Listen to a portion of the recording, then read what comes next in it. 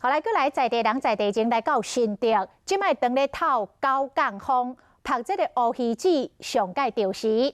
今年的气氛稳定，嘛互乌鱼大丰收，预估会当收成15万尾。竹北这个拜六礼拜，嘛要来举办着乌鱼好时节，要用办桌的方式，互民众来品尝着乌鱼的好滋味。一尾一尾乌鱼好就化，大家摆做几排，亲像工厂的生产线，一旦讲这乌鱼子就拢摕出来。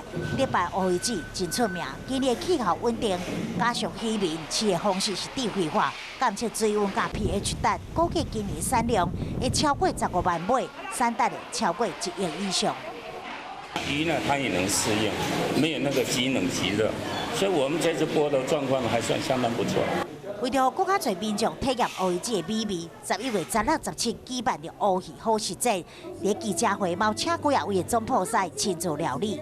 烤炸都是可以。对啊，非常非常。这个就是我们的重点了吗？乌鱼子。乌鱼子刚刚已经下去了，再来这个是乌鱼肉。乌鱼肉。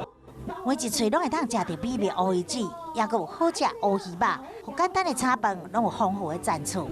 台湾最早取乌鱼子的这个地方哈，所以现在的乌鱼是最肥美。